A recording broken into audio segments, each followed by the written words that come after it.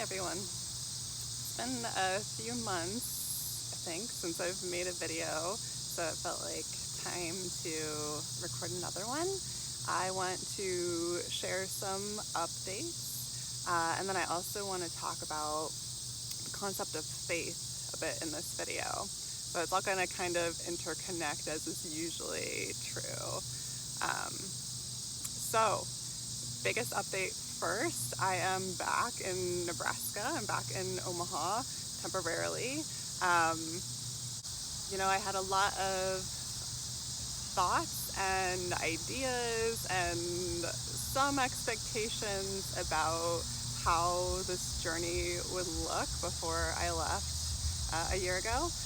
And it has been a little bit of what I expected, and if you've been watching these videos, you've probably gotten the idea that it's also been a lot of what I did not expect. And I knew for me that this was a leap of faith I wanted to make, to dive more deeply into some of the pieces of myself I was starting to uncover, which is very connected to pieces of humanity, pieces of just being human.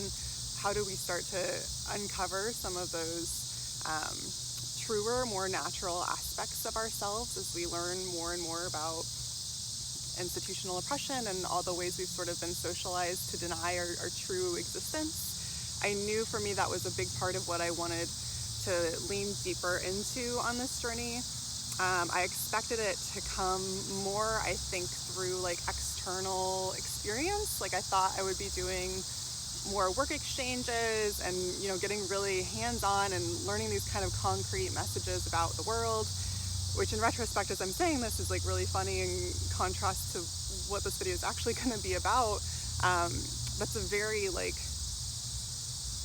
Cartesianist way of thinking, right? That the important, valid experiences that we have in this life are going to be external focused. It's going to be somebody, an expert, teaching me, imparting wisdom, imparting knowledge upon me. As I'm saying this, I'm realizing also that's what I was ultimately trying to get away from by leaving academia, by leaving my full-time faculty position, by deciding not to continue pursuing the PhD program that I was in. I was realizing throughout the course of those experiences that there was more to learning, that there was more to this concept of education than lecture style, an expert imparting wisdom upon a less expert person, that sort of mental download that we use in this society. I've seen a cartoon before of our schooling system is essentially, we open up our heads and somebody puts in knowledge. We read books, we get told what to think, we have all of these messages that are placed within us, instead of a more experiential, perhaps holistic way of learning, which is to learn from the inside outwards, by being placed in experiences, by being in situations and gaining wisdom from our experience. And of course, a lot of us get that just through life experience, but that's not really what's validated by society. The life experiences you've had, you've probably learned more from than you have in a lot of your secondary and post-secondary education experiences, and yet what do you put on your resume, right? So it's interesting for me to be saying this, because I realized that's still the image that I was holding in my head, that it was going to be more of an experience where I was going to be using my hands maybe, but it was still going to be this imparting of wisdom, this receiving of other people's expertise, of again, books, videos, apprenticeships, those sorts of things. And in retrospect, now that what I would say the first leg of my journey is kind of under my belt, is the first part was really internal. The work that I have done over the last year has been a bit about the external, primarily about the internal, and really getting deeper and deeper and deeper and deeper into those questions that I started with, but understanding it's not necessarily a matter of having specific experiences as it is being able to figure out like what are the sorts of environments that allow that inner stuff to be released from within, that allow me to learn, to grow, to process, to heal, to grapple with the internal ways that our own inner wisdom has been stifled and covered up by a lot of aspects of modern society today. So that's a lot of like higher mind explanation. That's kind of my comfort zone. I'm also, realizing how interconnected this is to concepts of authenticity and vulnerability, which I really started leaning more and more into before and through my journey. That to me is now like very clearly connected to lessons I'm learning along this experience.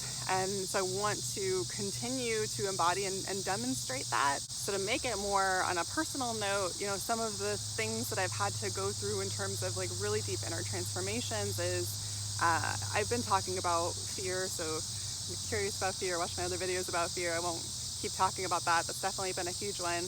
Also grief and loss. I have again talked in previous videos about my experience, which I know matches a lot of your experiences, which is why I want to share about this.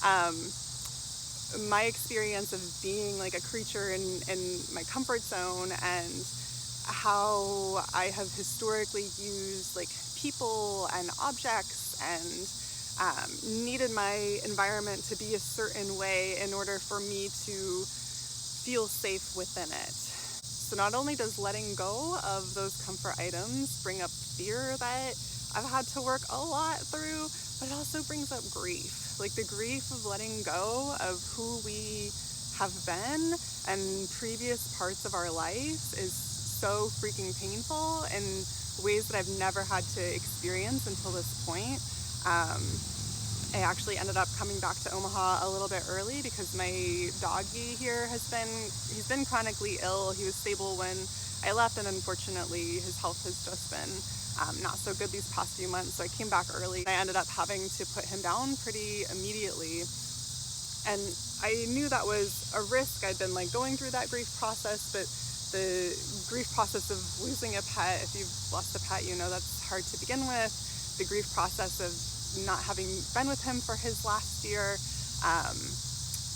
the grief process of like coming back to Nebraska, coming back to Omaha, coming back to a place that for those of us who are leaning more into authenticity and finding that a lot of the ways that we feel called to be authentic is oppressed and marginalized by society, whether we're a person of color or queer or counterculture in any other way. It's hard to return to a hometown after you've left and been able to experience things a different way, and then coming back kind of into the same culture that raised you and taught you not to be those things is a challenge. There's been grief associated with that. I also started this journey with my partner, Dylan, and as a part of this journey, we have both come to the realization that we need to be walking our separate paths for a while. So going through the grief process in terms of loss of relationship, and this is much, much deeper. Like that particular grief process in particular has really called on me to deep dive into the concept of relationships and what the society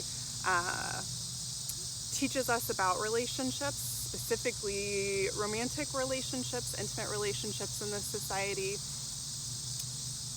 These layers of dealing with grief of things that I've previously been attached to that have made me feel safe, that have made me feel comfortable, having my physical living place, having a partner. I've been pretty like serial monogamous since high school really, and haven't spent a whole lot of time in life without a monogamous, intimate, romantic partner with me. Allowing ourselves to release all of these like older aspects of ourself that as we change and grow start to like slowly become incongruent, or sometimes things just happen. With my dog, for example, it wasn't that, that relationship became incongruent. It just was the timing of the way that things were, and having to be in a time period of really excessive loss and grieving a lot of things all at once. But the lessons that are there for us can be so rich for us, when we allow release, when we allow loss, when we allow grief, when we allow ourselves to let go, no matter how badly it may feel, of the things that are parts of our older selves, older versions of ourselves, or just versions of ourselves, we no longer want to continue being. There's a process we go through, like the grief process, of course, but ultimately what that does is it opens things up on the other side. So that's how I want to talk about faith, the concept of faith. And this for me is a different one because I was raised agnostic, I guess. I would say I was raised atheist. I wasn't raised to believe in anything beyond, the physical reality. And that's been something that's been shifting and changing for me over the last few years in terms of like redefining my relationship with spirituality and redefining my relationship with faith when I don't identify as, and never have identified as, religious. Spirituality at its core means like getting in touch with our own human spirit. So that can look a lot of different ways. It can be something people access through religion. It can be something we access through mindfulness, through meditation, through a lot of things that just connect us with those deeper parts of who we are. And that is where I believe that feeling of faith is also found. And I keep like pointing to my heart space. I think there's like different places people might resonate with differently, but our hearts is definitely, a place that we can find more solace than like living in our heads. So for me, like getting deeper in tune with myself has allowed me a deeper spiritual connection to myself, which has allowed me a deeper spiritual connection to what it means to be human, to what it means to be alive, to what it means to be on earth, what it means to be a part of nature. That is also where that place of faith can be accessed. And I want to talk about, because I don't feel like we get many examples of what it looks like to, in a non-religious way, like follow our faith, even when things are really fucking difficult. Even when we're facing loss of people, of things, of objects, of places, of having to say goodbye to, connections we've made, whatever. For me, a big part of what faith has meant is the idea that progress and healing and our journey is not linear. And all of our days are not going to be all good days, because like, okay, that'd be nice for a while, but how boring would that be? Right? Like if every day was the same and like everything great happened always, and you never like stubbed your toe, you never like lost a relationship, you never like, I don't know, any other thing, you never had a car crash, whatever. If we went through life like that, it would be boring. And we wouldn't appreciate the good things because like we hadn't known the other experience of what it was like to not stub my toe, So for me, faith is about recognizing that there are going to be time periods that feel really good and there are going to be time periods that feel really bad. None of it is permanent. And when we align with ourselves, when we find those ways of like accessing those deeper parts of ourselves, whatever phrase, whatever words we want to use for that, spirituality, religion, just connection, emotional connection with ourselves, emotional intelligence, you can use whatever words you want. But when we do that, when we can get to that place, like that's what can keep us on track, right? Like this can be our compass, this can be our North Star. And this is what has allowed me to take this journey. Like this is what allowed me to take the step of quitting my job, not knowing what was going to come next, not even knowing that I was going to be traveling at that point. Like I quit my job like a year before. I mean, I was on contract, so I quit my job like a year before my job was actually ending, and so I did that not knowing what was coming next for me. Took the leap of faith of leaving, going to that first placement in New Mexico. There were a lot of challenges that came with that, a lot of things that were not what I had expected and not what I wanted, and lessons I really had to learn the hard way about boundaries and relationships with other people, and my relationship with authority, my relationship with older people who I view as authority figures, what that looks like, how I can allow that to take my power away, but continuing to believe that I was there, learning those really hard lessons for a bigger reason, right? Leaving New Mexico, having, completely constructed a van that was a really stressful and it was an experience that took a lot longer than I had wanted it to, a lot longer than anybody had wanted it to. It was a lot harder. All of those really difficult experiences, finally being able to leave in this van, and then really having to grapple with, the challenges of living in a tiny tin box with one other person, and the ways that society had taught both of us to view relationships and expectations we were holding for one another that just that incongruence piece started to show. The experiences that we were having were not in line with who we were wanting to become. And so having to go through really difficult experiences, having those days of like, oh shit, did I make a mistake? Was all of this wrong? Should I have done this instead of this? Like all those questioning experiences that we can get into a tailspin with, of feeling like I've made the wrong decision and now I can't go back and unmake it. And then continuing to return, letting myself feel what I was feeling, do what I needed for myself in those moments of emotion, then figure out how to get back in touch with here, be able to zoom out, see the bigger picture. Healing is not linear. Here's why I'm learning this lesson. Here's why I'm having this challenge.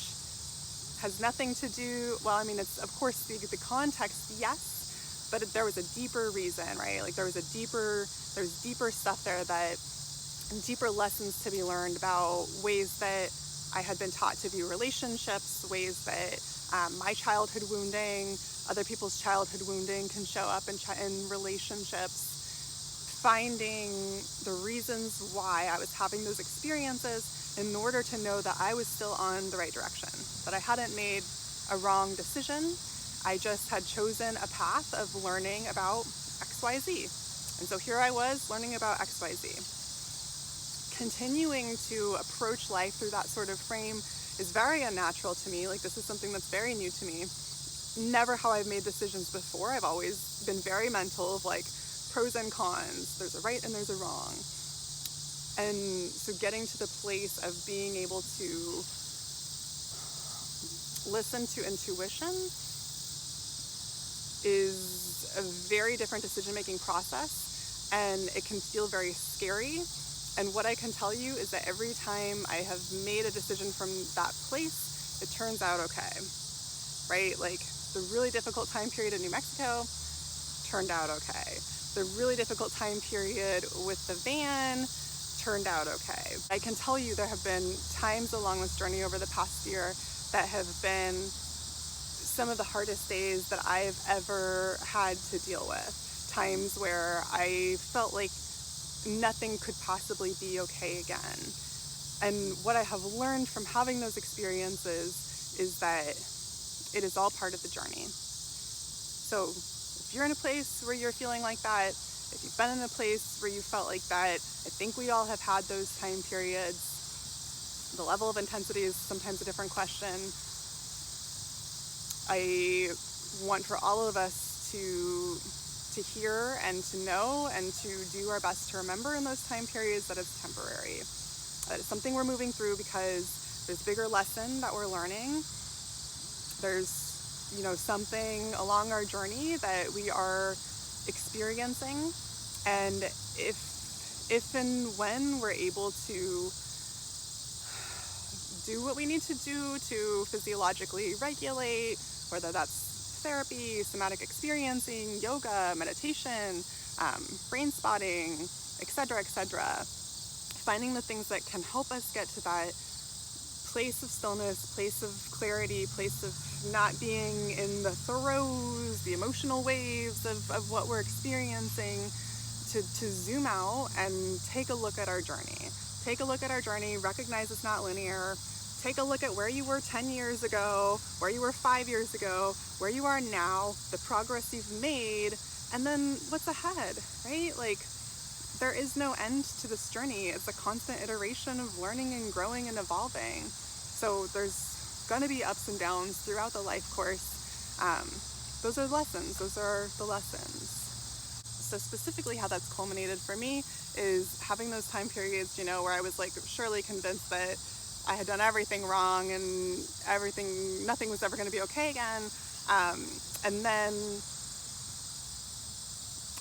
a piece falling into place when I needed it to. So my last couple weeks in California, I ended up coming across a community of radical fairies.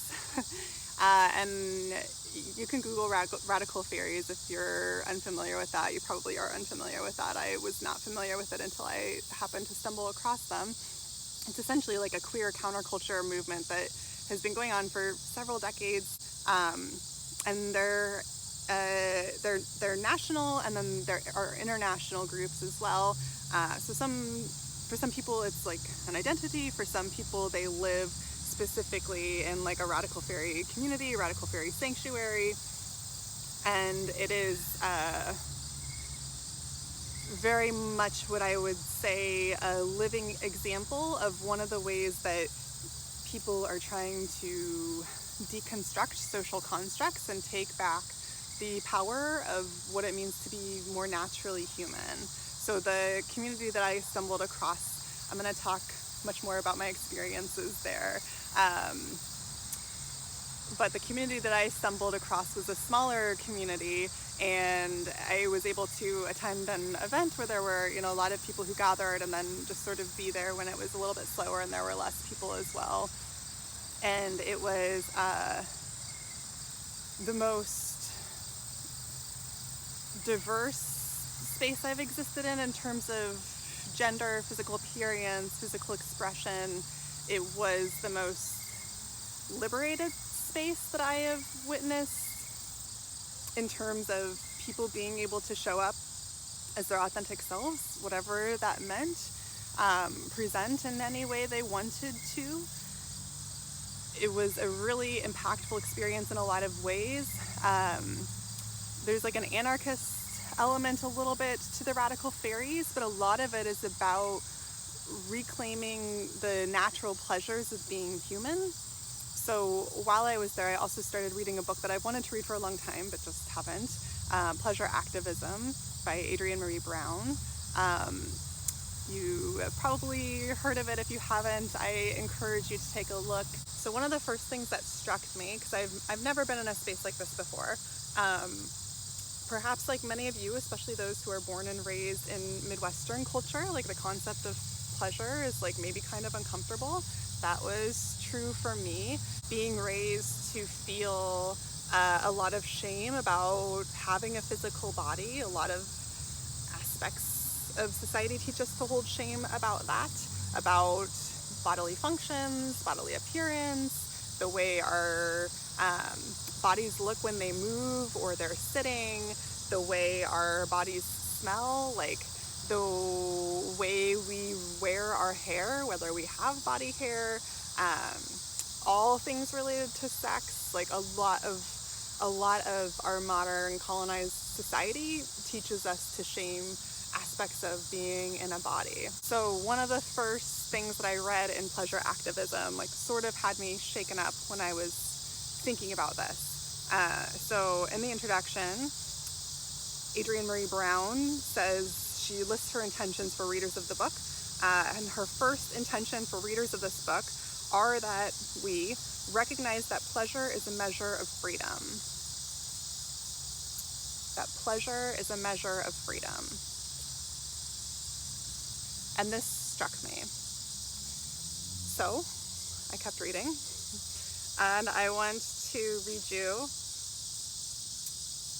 a part of the book where she includes an essay from Audre Lorde, The Uses of the Erotic as Power. So I'm going to read you the first paragraph of this. There are many kinds of power, used and unused, acknowledged or otherwise. The erotic is a resource within each of us that lies in a deeply feminine and spiritual plane, firmly rooted in the power of our unexpressed or unrecognized feeling. In order to perpetuate itself, every oppression must corrupt or distort these various sources of power within the culture of the oppressed that can provide energy for change. For women, or I would add people of any gender, this has meant a suppression of the erotic as a considered source of power and information within our lives. And so I really started to think about the ways that I had been taught that pleasure and feeling good was okay and not okay.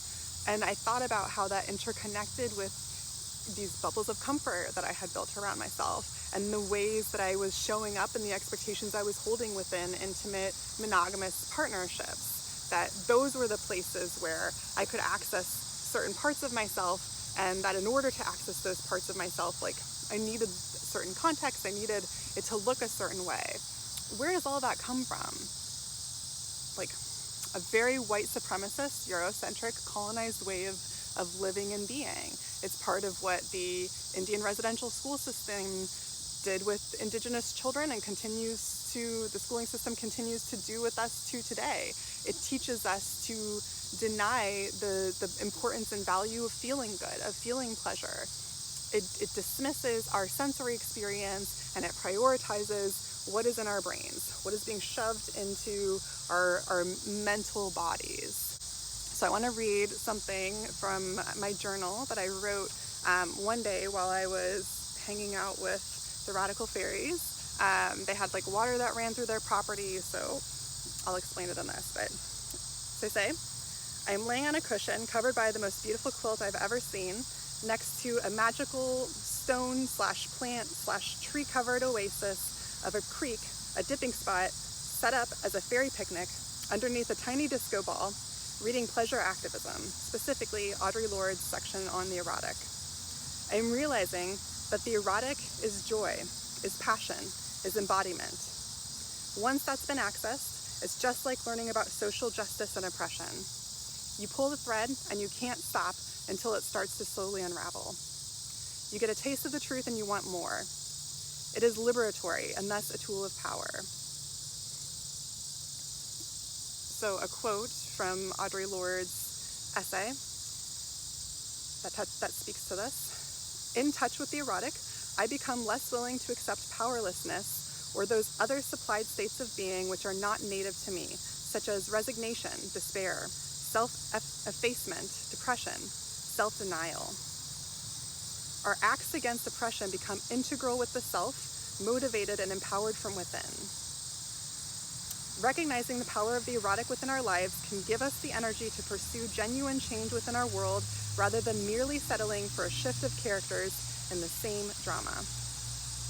So to tie this into the concept of faith, to end my experience going through some of those really painful chapters at a space where people were living these values, where I was able to see the sort of lifestyle that people can create in this reality, and where I was able to start going through some of those experiences myself of thinking about, what does pleasure mean to me? What is feeling good in my emotional experience, in my spiritual experience, in my physical experience?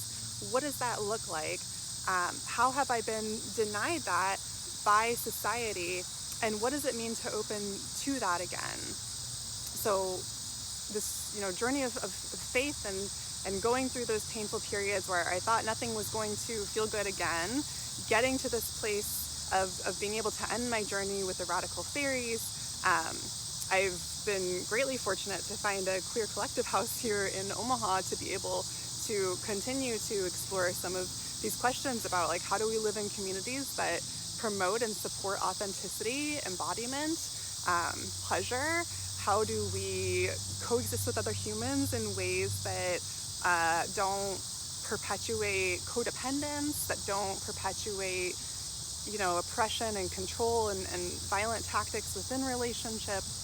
All of these are questions that I feel is my next leg of the journey, my next leg of moving deeper into this realization of like, what does it mean to be human? What does it mean to decolonize ourselves? What does it mean to be more natural in our natural states of our environment? Okay, well, there's a lot of other things that I want to talk about, but that is enough for this long video. So I will leave it there for today. I did do some recording of videos when I was with the Radical Fairies, and I want to talk a whole lot more just as a living example of what does it look like for somebody to go from a very non-pleasure focused colonized experience of doing all the proper things, being the good person, being the good professional, excelling and achieving within school, excelling and achieving within my different states of employment, really, really grounded and stable and successful in terms of the American dream. Like, what does it look like? I'm using myself as a living example of what does it look like to move from that into whatever is next, whatever this new wave that I feel is coming, especially from our Black queer women, other communities of color, indigenous populations that are calling us back home, calling us away from these colonized concepts into more natural ways of being. So that is the journey I am walking. I am walking that more and more open and authentically and embodied every single day.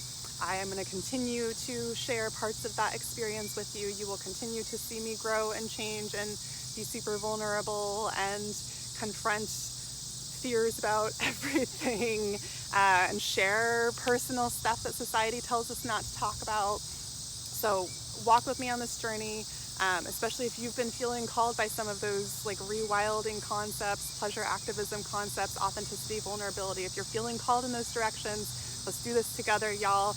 It is scary, hard, jarring, life-shifting work. I believe it's worth it. So stick with me. Let's do this together.